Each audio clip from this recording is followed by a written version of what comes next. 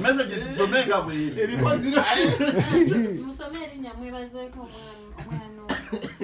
Deba nagi linda kachini. Bandange munange byali byama. Bandange kazoke kulaba. Wale. Kazoke zijukita abantu bano. Tutamba ne musungwa la jinde ku Friday. Musungwa la jujja kafuna myezi 2 myezi 5 ne myezi 7. 5. Akokunya ko kanywe babuli muntu. Ali wagulu myaka 18. No muntu atagenda kuvuga motoka. Omuntu ine tomuntu sajoni. Kazoke dukole. Kusungwalaji okjagira mudokere kuli ranjire no ne kuli okumpi baganya la kabusungwalaji. Akokunya kadije ne okunywa katagula akatabula gwanga simanze byakina chini kabikola kinyizo kugamba abagizi bamanyi bakanywa nnyo akula kamanyi kabasajja bazibu kabasajja bazira gwata musubuzi ojja kuba ku namba ya fendu kakulitira ubuli batukulagirire unzuka jja jaba kuno 5 2 that is 0752 24 88 60 tujja kuba tukadeliveryinga wona wo yagala keko kunya ko kakozo bulo sinsa nnyo keko kunya ko nywa kukanga ikulira ku chindazi tutabane usongwala kiko kunywa kozo olira ku mberenge ngakasufu kamanyi areka tiserenda wano katika makafu wano nayo yakatoka wano kabikola olioke ndiko kubayalo gamba mami nti wow what a wonderful night tikati kumuchala kasubulula byonna wanji ebyali byasiba nehiti zone zangalaga ate ku mwami ni kanywezaamu kuba John Kabo kanywerezaamu ddala kikombe nyweza so tutamana kwa kunywa akamanyi keko kunywa kogendo okunywa wakaba bakutende bakuwe omudale jala tanova obitegedde otya kanawo olabo kugera yeba so ogera mwami akomyewo boyfriend akomyewo gukamutera mukajinga kaba katonotono abakazi bayinza okukasusa hadi wayinzo kasusa neno wesa wake up kati gobo yagala otuuka eri kabusuba ako kamanyi serenda nenga banange tudde ku nsonga ya kieto wala ali ku message wale abadala message jireke ya wale jibananga agera leta ino obujulizo wangu obusomi ye mbusomi bulungi leo mukama wange naye ng'okwongereza ku kyoyo mwami John K naye ebyaddala ngabo nkwata ngo okutubulira yes ebyaddala abantu bano mubalaba bawuliriza musubo lakulwa lero bawuliriza music waffe basinziira ku bantu kye bafuneeyo nekye basinga okubatijjisizaamu kyogenda teekayo kyali kya maama oli agambe what is this kwegamba nga takiraba nga luyimba kubanga tulina we tutuula oli n'ogamba naye baba bankubireko ng'olina mbachalibo kayimba kakyali kya maama nga bali mu kuzirya ennyimba z'ebulaaya nawe nze ebyo sibitegeera ebyo sibimanyi okitegeera naye nga gwe wano tebasobola kuwagira kiruma okitegeera nga tasobola kuwagira ate ng'enkyajja kujja kugambe mwana mwe mukola endongo mulinamu ku ssente mpaayo ekida naye nga n'obuwagizi tebusobola bbaawo so kati neeno eno waggulu wakola kyamaanyi nnyo ku bawagizi eri okubalaga kiki baagala kiki yes muvuga mubavuga okitegeera yes mubavuga mwe mubawa engeri y'okutambula John Kayina kyayogedde nti it's time babogamono ensonga nene omuntu aleeta oluyimba nga yatageteze kujja kukungulamu kuba sente zaffe mu ndongo olaba engeri gy'okubamu bobogamu gy'oba okubamu noono tugendere ku layini emu omuntu agenda kwagala bobogamu ate si buli omuntu agenda kwagala eno saidiya nti olumu kyekinagaye guli omukwano nti abasajja abo balaba bobogamu bayina baddaga akekigambo tebalina mukwano balina akabuli kangi kebabateekako okiwulira najja nagamba muganda wange wale banange erekera nga temulikozesa nnyo kukozesa kubona muganda wange tuli bamaniyu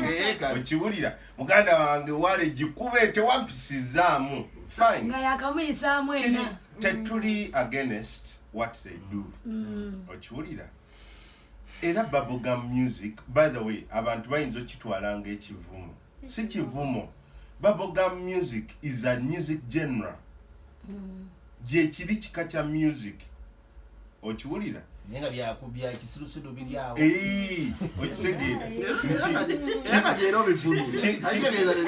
Kisirusiru tugenda digesting edda. Abantu bakitegeere. Naye nze banyimako olumu omulimu. nsaba ntwaleko. CBS mulimu bakadongo kamu. Uliriza. Nza kugamba n'obulumi mbujjawa. Okiwulira? Nava mu ggwanga lino ne ŋŋenda gye nagenda gye wamanya, wale gye wamanya. Okiwulira? Obulumi obwasinga okunnuma kwe kutuuka eri ekyamazima nga tewaliyo teri luyimba lwa munnayuganda luvugayo. Jolike tugenda kugenda waawo. Tusoke tudde wanne waba Serena bagenda tudduka kuba naye. Kale kati kyembadde mali ensonga lwaki nkyogedde ekyo nga nsinziira ku Serena nti y'omu ku bayimbi abatono abataweereddwa abali very underrated. Okitegeera? Serena okuva ku sheri y'okuba emutukula waddamu okuba ku shendala. Kyetuli ogendako kati oluva mu Chris Evan. Mugenda kola ekyammwe? Tugenda kola ekyaffe. Tukuddamu tegekayo. Mbadde nkyayagala okwongerayo abawagizi bange ng'omwami oyo wagambye. Muzeeyi nsaba kubuuza oluyimba lw'omusonga waluwuliddeko? Neyaledi. Omusajja oyo alina ensonga neyanzizza nnyo kubanga osobola okundabiramu ekyo ekifaananyi. Batono nnyo adde bakisobola okukindabiramu. Nange mbadde simanyi nti nyinayo omuwagizi bw'atyo. Nange nyina, nange mpaana. Naye kati olw'omusonga nedda kati baleka okumanya bana Serena gamba buli lunaku lwaleero. Nedda banange gamba buli guys. Nedda banange mumpuliriza bulungi. Tuyina show ku Delta TV.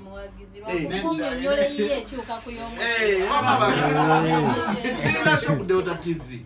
Era Katonda muggulu nze nfuna oluyimba baneka afuna oluyimba nga tekuli ya manager ina yamukubidde. Oluyimba lw'omusogo olwo lwogamba nalufuna ne mu audio buuza Abitex. Era video ya fuluma video ebadde eruddewo fuluma ndozo jugula bungi naked discussion eje twalina wanene. Video ya fulumi oluyimba ne lugenda ku Delta. Abitex atukubira oluyimba bwatukadda ku Delta. Nga tuluyina already. So guys, you should appreciate, man. No. Nina ekintu kimu kimanyi nja tudde wano wa Serena. Serena enkya bwe tukola ku kivulu kyo oluganda oyinayo plan ezikolayo concert. Mwaka ogujja that will be good.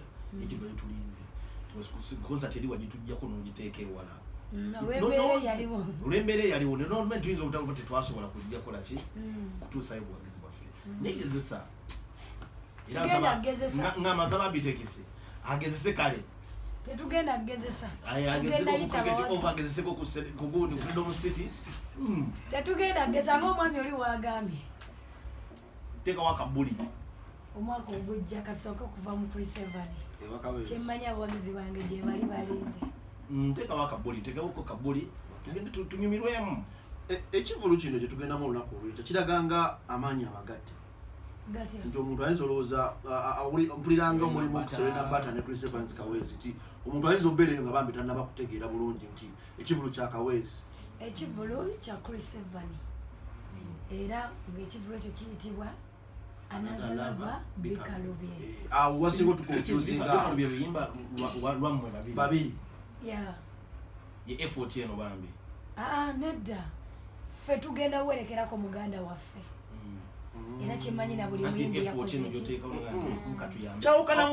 okay nze kankinyonyole bwenti nyinza obutaki okubanga naye nsaba nze ndowooza bwenti lwaki omanyi wabaayo kye bayita branding ey'ekintu kati mu branding okozesa kye bayita catchy phrases. Okitegeera kati catchy phrases ekigambo ekyo Another Lover Bikalubye kikola nnyo amaki amakulu. Okitegeera nti omuntu akera naga another lover bikalubye nti ne bwe yafunye naye bikaze bikalubye okitegeera. So it's a catchy phrase that is used to catch attention. Nze bwe ndowooza. Okay, so olunaku olw'enkya okuyingira omutwalo ogwo VIP emitwalo twagala tusanyukale otagenda mu bukopi okitegeera oli watajja ku muyimbi yenna ali wano agenda givuga nga agiza ku Freedom City bw'otajja gwe mutuufu omutwalo gumu osanyuke paka ku makya VIP emitwalo 3 kyangu ne mami kivulu kya buvunaanyizibwa abayimbi nga babawerekeddeko bangi. Is it because of the love eri mu industry oba eri omuyimbi Kaweesi nammwe kwa era wawe yakabiza gundi wange amaziga naye nedda kyendowooza kati yesawa okuba tutandise okuzibuka amaaso nti buli omu yeetaaga munne n'ekirala n'enkolagana kintu kikulu. Sirabangayo launch Chris gye yali amiisinze eri muyimbi bayimbi bafe abawano siraba lwaki tetusobola mubeererawo. Kizibu nnyo ne buba buzibu newe buba buzibu omuyimbi agudde mu buzibu tufiiriddwa tukoze ekizibu okusanga Chris nga amiisinze so twandyagadde tumulaga omukwano ogwo gwatulaga. Muli bayimbi Serena Bata ne baagala obutaagaliza buno kituufu mwe buli mu industry kuba Kaweesi nze mbabuulira mullo ayinza okuba nga abalabadde ku TV bwe balabye Kaweesi nga akaaba balowooza katemba naye ffe twamukyaza wano wootudde wano eno yali atudde naye nga emizira gino tegiriiko alina kyeyayogera kyesayinza kuyisa ku mpewo ng'olaba ddala ekintu kyayogerako kiyinza okuba nga tekiri ku ye yekka oba kiri ne mbayimbi abalala obutaagaliza buno mwe buli mu ndongo nga bwe tuyinza okuyinsinuwetinga kugamba nti bwalimu naye ko kwali ntegeera yadda kati saawa zino nkyendowooza abayimbi tutandise okwezuula waliwo wootuuka nga naawe oli mu kattu keekamu nga naawe olunaku lwo lusembedde ate ekintu kye wali okoze tekyerabirwa kati twezudde tulina okukolaganira awamu tusobola otambuza obulamu maaso. Sabudo olina ennyimba mmeka? Ennyimba ziringa 7. Wa Abitex wano woli oba before omugatte? Muli abayimbi babeke wa Abitex? Nga mbuuza gwe kuba nyina kyenkuleetera awo ekiri ku gwe kenyininyini gwe muli bameka? Abayimbi bana abayimbi abana abo Sauda tofunamu kutya n'ogamba nze nafuna obudde bwange anti abasatu abo sabo bangi ku muntu omu tofunamu kutya nga gwe omuyimbi n'ogamba oba nafuna obudde bwange oba oli ansukumye oli bamuconcentratinzeeko nnyo oba nze bandekeredde. Sinaba kifunamu kubanga wemba ndaba muzeeyi ndabanga Salongo baba bayingere gye bagabanyamu ebiyungu babigaba bulungi nguli amazima mu bantu bennakalabye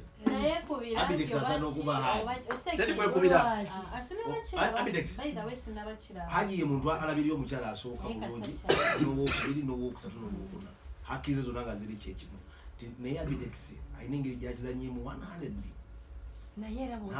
nze kati mbalaga messages wano Abitex kizibu nnyo okuŋŋamba agambira waite dakika nga abyogera Sauda waite dakika peace okitegeera awo eva mumaca bade n'ekivulu kino ningagamba abayimbi bange kituufu nnyo ekivulu wekire kati abayimbi bange kukola ki kubalekera naffe gwe twalonda.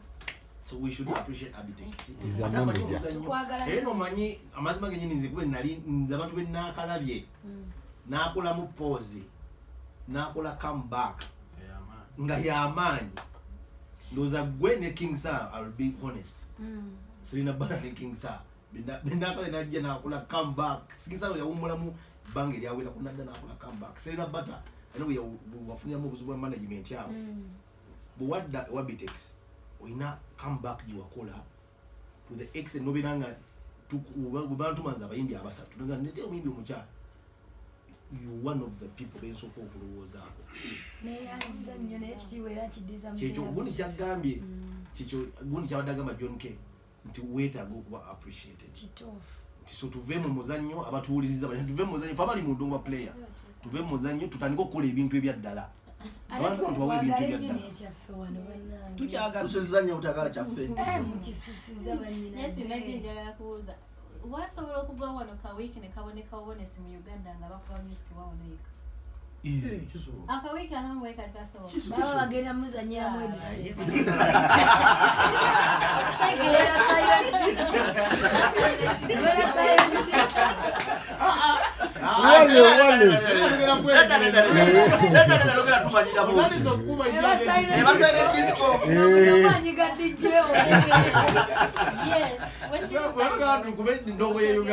buli omu aba ku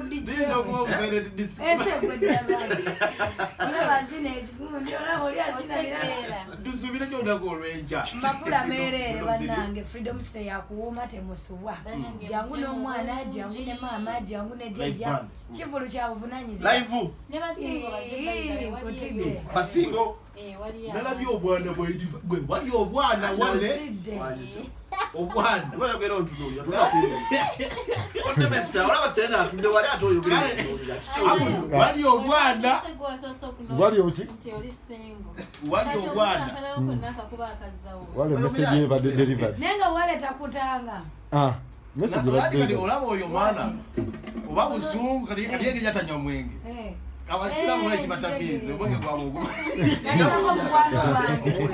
nalinako mukwano gwange nga tanywa mwenge naye nga alina ekimutamiizi atamira osinga nyo tuyingirira omutwalo gumu VIP emitwalo 3 tebo ya miliyoni 1 tuno tukiyite kugabula tuddiza abantu kuddiza abantu mitwalo 5 tubasuubira ku stage nga kusawa meka waliwo omuwagizi nga yayagala kulaba Serena Bato basawuda baagala lukoba ku lukoba mulamu abawo yadde ate abayimbi wabalabye bakakasizza dde bangi kati ku muyimbi oyo nga bwe wamulabye ndowooza ne sawa emiryango gigulewo sawa 4 ne wojja ku makya oba tokoze ensonyi tewengerawo kezi nepakira ebirankirangiryakumakya tunyumirwe nje tunyumirwe weekend eno ne Christmas ebitundu 9 ku kayimba kano biri mu luzungu kituufu nenda waseka nadi kubuli waseka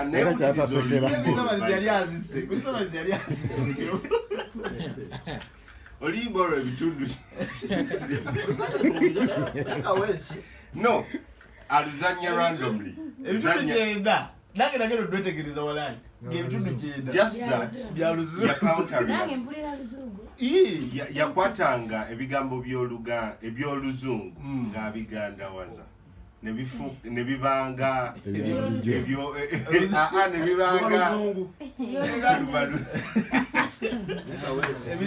walayi naye nagero kitundu nagero tulya mu luyimba nga walayi percentage ezinga ya luzungu yali mukwano kati yali mupenzi nti nagambye nti waliwo feeling eyo gy'owulira n'otandika oyimba oluusinga obulira oyimba na muluzwayiri katono nnyo about Serena nze ndowooza ye muntu gwe sifunangako mukisa kukola naye mu studio naye I think mbadde netegereza jani okuviira ddala ebbiina mutundu eyo okuviira ddala wali wa Bobi Wine kale akayimba kale naye nze awo nali simumanyi natandika omumanyiwa ebbiina mutundu so emutungo bbiina nzijukiddewa ismapro ali mu nsi tali mu Uganda yabomba ali Netherlands ali okay Serena ndowooza bamubuuziza kibuuzo about her strength nze ndowooza bwe nti Serena Katonda yamuyamba namuwa luck nebanga emuteeka mu mikono gy'abantu abatuufu nti woba owulira wano si wano wano sijja kwogerawo nnyo kuba tekinkwata nja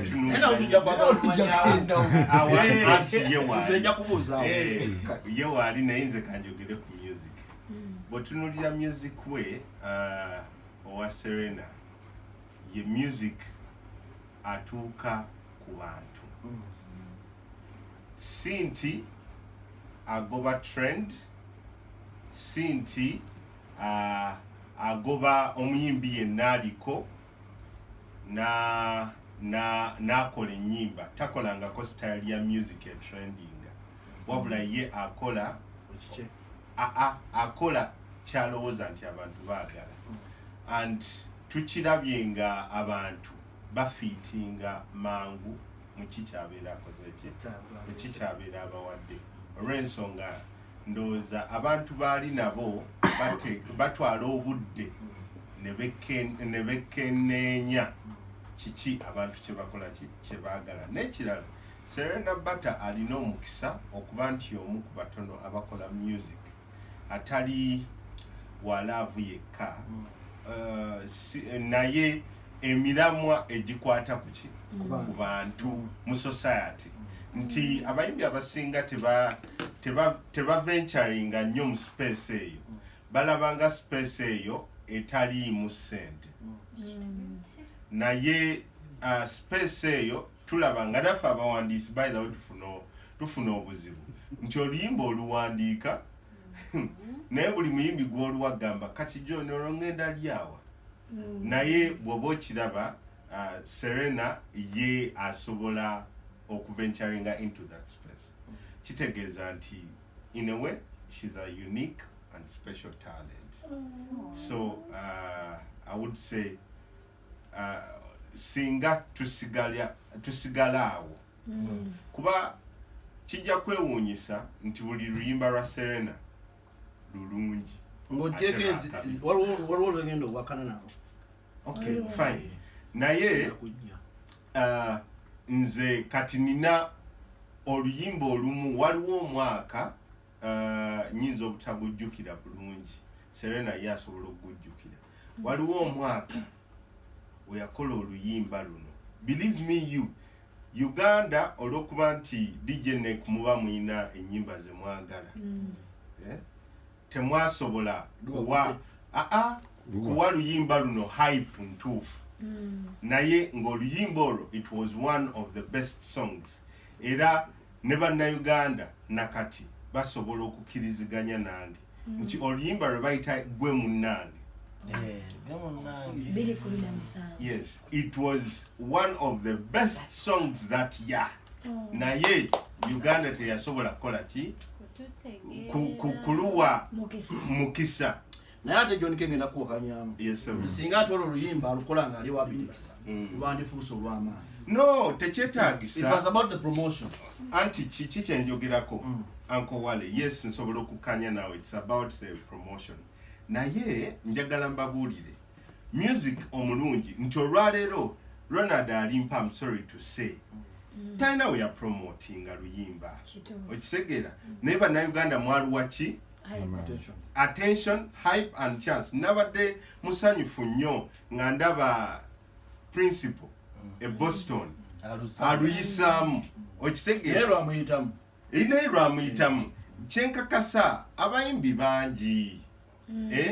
bangi ennyimba zino zijja ne zibayitamu okiwulira kikyengezaako okugamba nti kati nze ndi muwandiisi Jimmy Bato muwandiisi naye nkeera ku makya ne mugamba bro wankubye tune nagiwulidde okitegeera abayimbi beetaaga oku appreciating abayimbi bannaabwe nti omuyimbi waaba akedde n'agikola okiwulira omuntu kkiriza ogaye nti bannaye Serena Bata yagikola ki yagikubye nti woba owuliriza oluyimba olwo gwe munnange honestly newoluddamu kati tosigala kyekimu oluyimba it was one of the biggest songs so bw'otunuulira Serena Bata olugendo lwe lubadde steady but to progress ekitegeera nti olwaleero oba owuliriza ennyimba z'ayina kikulaga nti ddala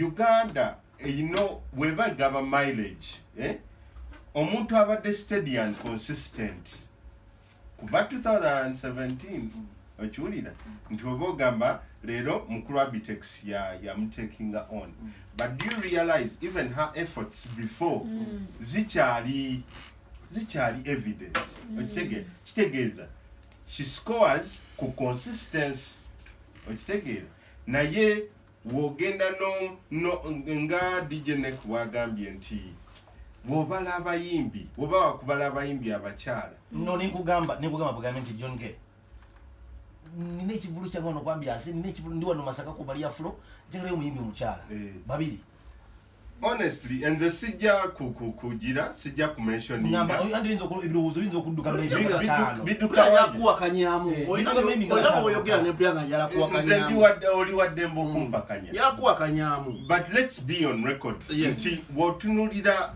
Serena Butter njagala okubuuza aweereddwa mileage entuufu gy'alina okubeerako. Serena Butter has more than 8 hits eziri consistent.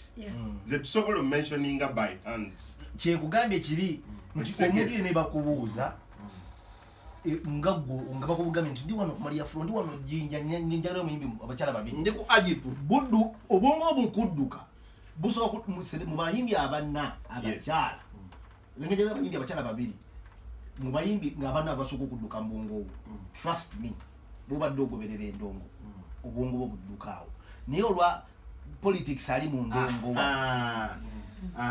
bamala osentolinga bati namalodooza naye obwongo bwokwebuli nti ekintu ekyo si kyawe. But guys, do you realize nti Serena Butter abadde before nga nasale no Abidex abadde yakola ennyimba n'abasajja batumanyi nti bamaanyi but nga strength era olaba nti attention tebagimuwadde not until now nga asaze. I want us to appreciate even up to now tugambe ku appreciatinga nti neko jalabawo imbalance ewa Abitex ndoza katugenda omwami gyali ewa mukulu Abitex kiri better more better but still on the national cake and the national team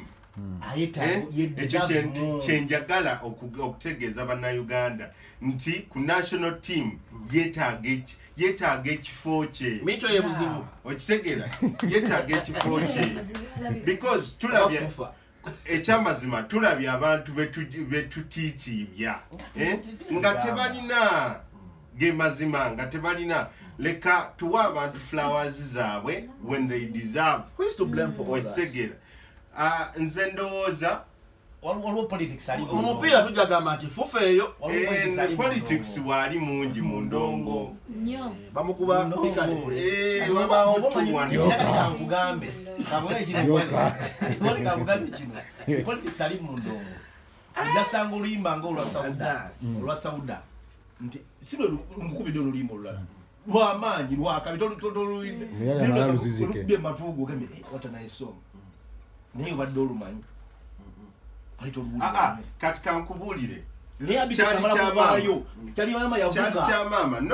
kyali kya maama atrendinga ku countdown kiwa ne Uganda naye nga bwogenda mu reality down nogenda seriously ngokola research abagamba nti wande twagala bya ddala tetwagala bya ddala kyenjagala okubuulira okyogerako ki bana ndi mazima ddala biruma byebinyisiwonyiza abaana olaba tutuula wansi ne tukola ennyimba ennungi okiwulira omuwandiisi atabusi yes nkubuulira ne mudda ku bubblegum music ne mumufuula everything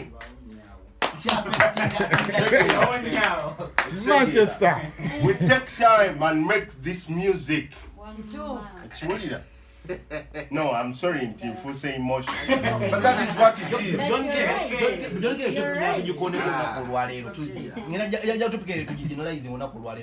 nti bubblegum music yo mulaba ayononye industry yafe ati mbabuuziza ekibuuzo muganyo kiddamu. Who is to blame for all that? Ani bwe tuteekako bwe tuyinza ogamba nti ono ebwe buzibu tulina kweblaminga kasita tugenda kidiscussinga naye nja kusaba good tulina abantu waneno betusobola okuexperimentingirako okitegeera nti leero Serena Butter waali wano okiwulira Serena Butter akulaze nti every year at least abadde asobola okureleasinga a hit song. Okiwulira? A hit song etuuse ku bantu Bikalubye was a hit song. Yeah, man. Okiwulira? Yeah, man. Naye where was it written on a countdown? Where? It had one of the best videos scripted so well. Okiwulira? Omusajja akulaga nti byonna abikoze. Byonna abikoze. Mwagala weba video. Naye mukera ku macha ne mugamba nti that's local music. Katuulye ku bayimbi bennyini. Wansi gye mugamba nti abantu baba appreciatinze. Neno yennyini kati nga mwe gye mukuba music ogenda okwesanga nga wadde owulira nti kyali kya maama luyimba lw'amaanyi okitegeera naye nga ne ku countdown terusobola kubeerako naye ng'ate waliwo ennyimba ezibeerako naye no bazino oluyimba baluyita batya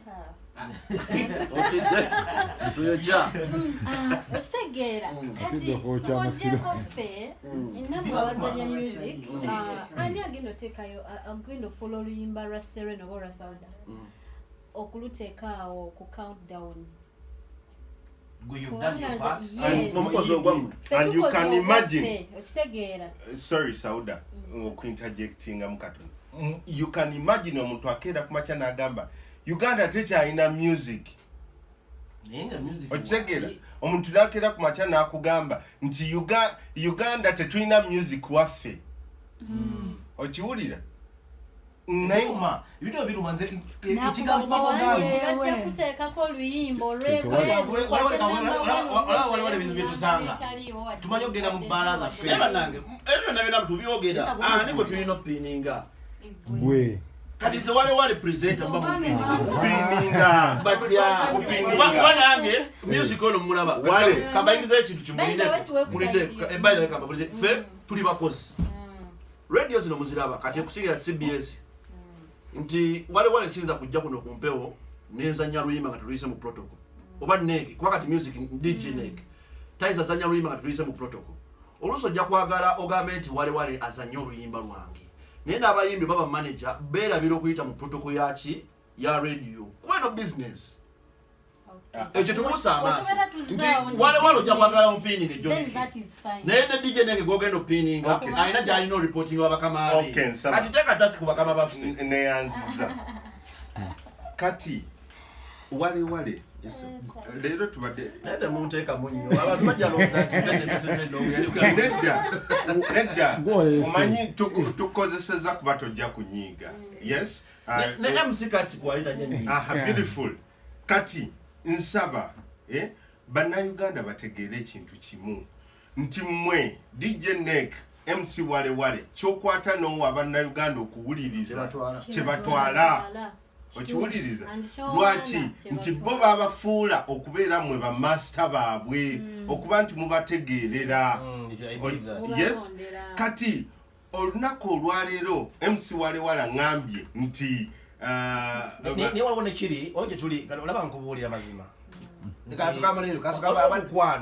waliwo mukwano njagala mbere mukwano wa Serena Butter njagala mbere mukwano gwa Sauda nti oluma abantu bali talented bano balaba bazibu wale muli bazibu nnyo okusasa DJ Nek badde nsaba bwenti ya okimanyi bulungi nti osobola okukuba oluyimba kati nnyo nga sinakwerabira nole kasoke mbajjukize nti tutandole busunguwala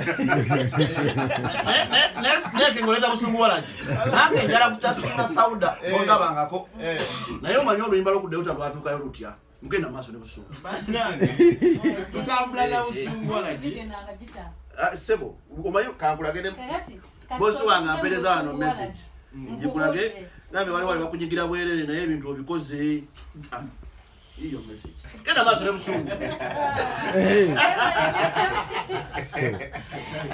agudo kibo ndi batambula busunguwala di omuliba ine ali tumizo gaza basajja bano abawulireja ani abateeka mwezi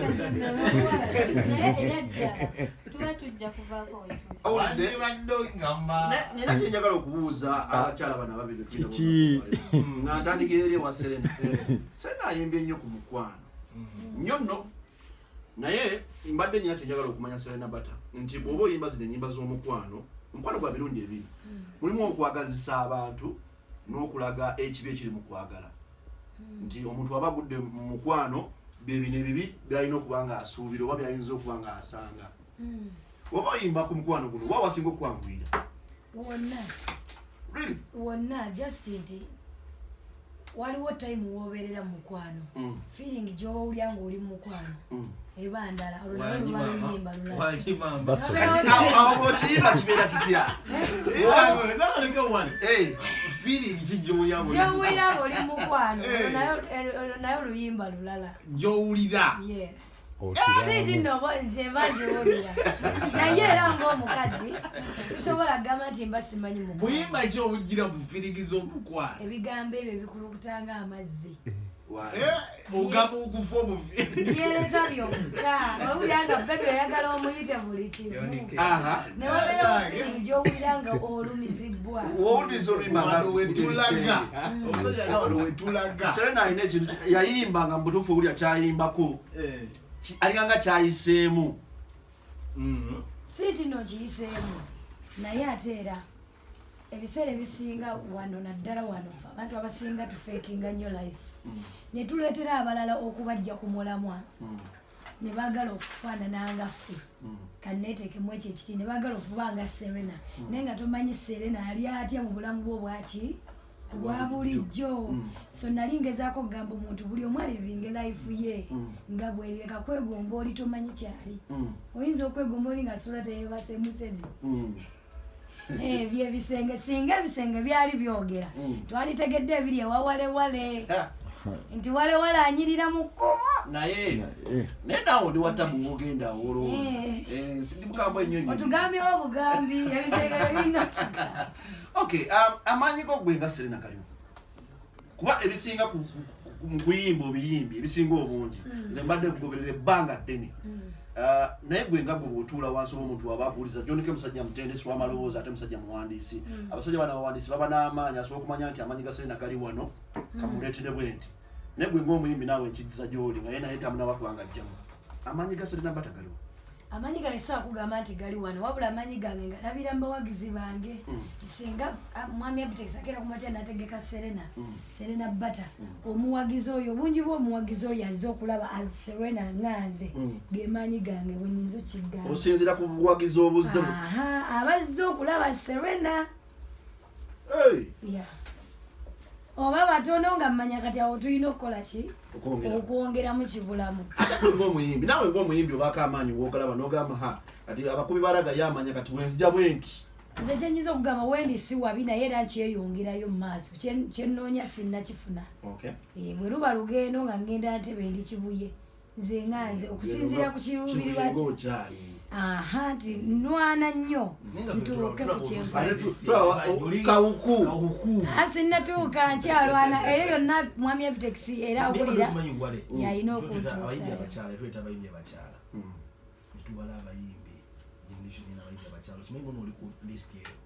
munaye mbadde sikimanyi anti kati mwe mulina okitulaga ffe tugezaako okukola mwemusiime muteekeko badde saa tetubala ye ayinza okuba mu ngeri ye naye nga wamma neyanziza bwema mbadde ntambula butambuzi onzizizaamu amaanyi ngenda kudduka buddusi bagamba nti omuntu namugamba nebaga from nowhere nebaga wale twakale wano nebakubira naye si kyangu ekintu ekyo tulikwambira so twagalayo omuyimbi omukyala ebiddukawo ebiti tayinza kubulako gangu tutulendo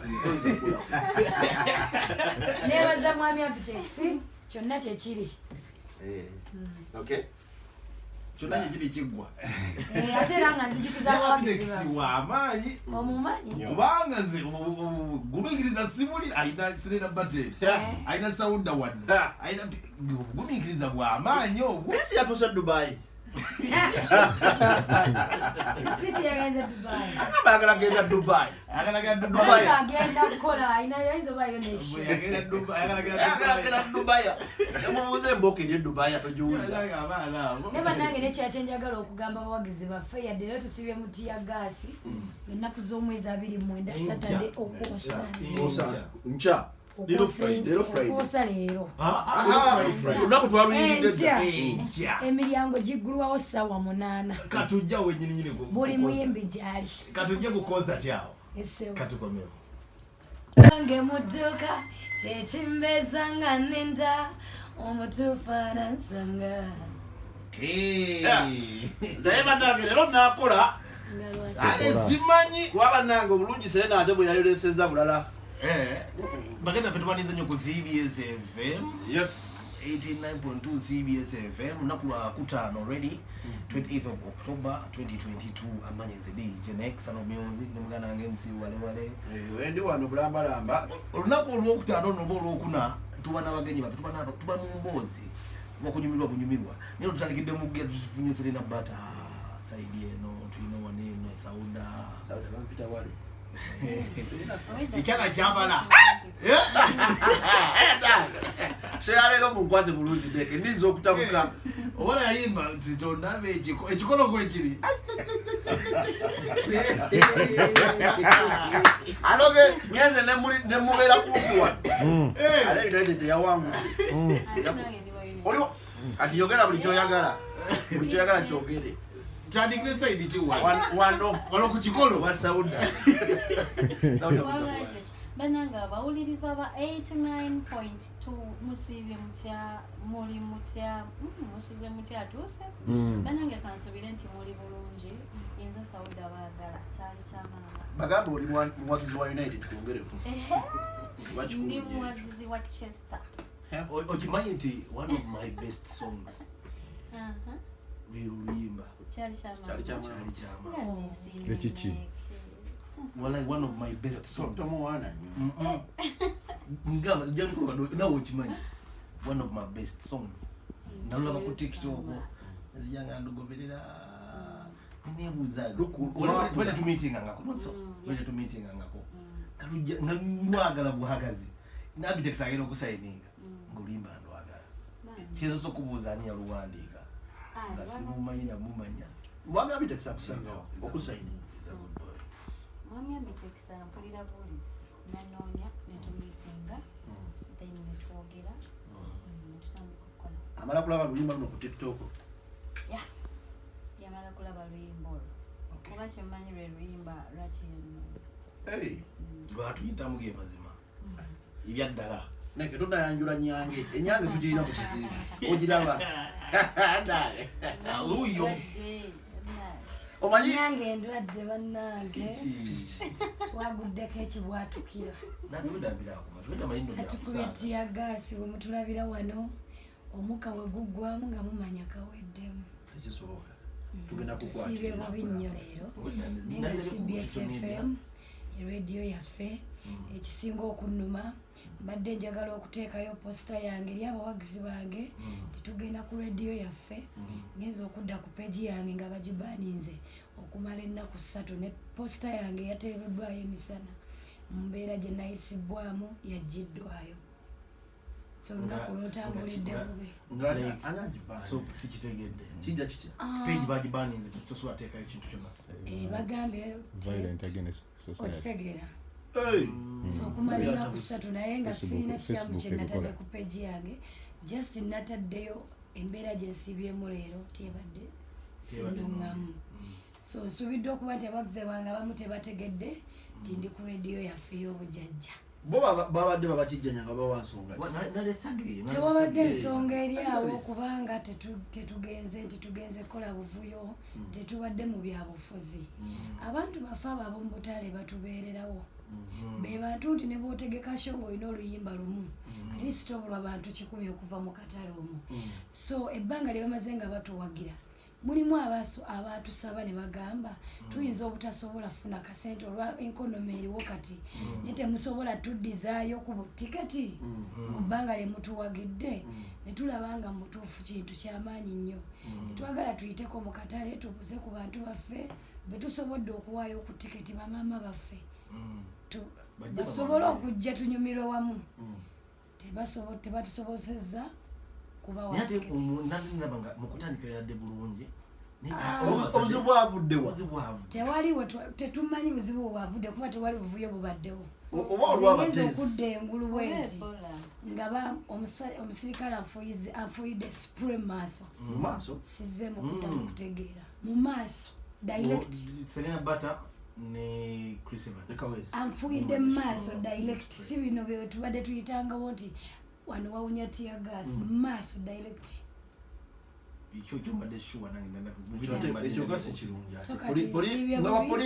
tebatuwadde ensonga yonna tewabadde buvuyo bali bakulu baffe bamaama baffe tulinayo ne baganda baffe abali mu butalo omwo ate tetuli mu bantu ba buvuyo so kati olwaleero lwetutambulidde bubi abatasobodde beera ku radio yaffe kuba tebasobodde funa information emala okuva gye nti ngina beera live kinumyemuko Serena Bata olinga simamyongalo kayimba Serena Bata netukuziza nako nnono unanekedde siibye lubi naye ate munange akayimba ako nze mulimu ku buyimba wa Serena Bata kensinga okwagala sigalizaki it's okay naye ng'olisingo ate kati nkulaba wali ate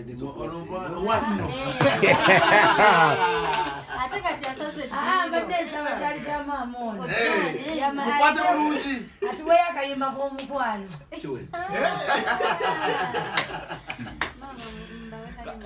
kayimba kikoyagala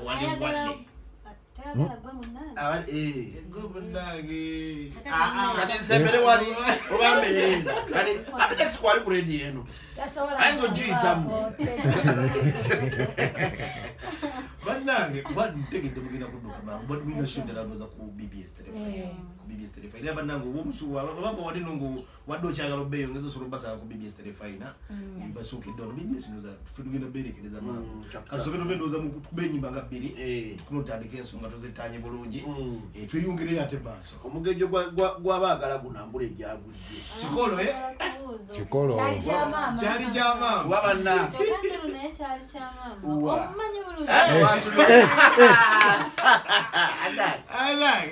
oyo mwana wale tasindika natabuukira twale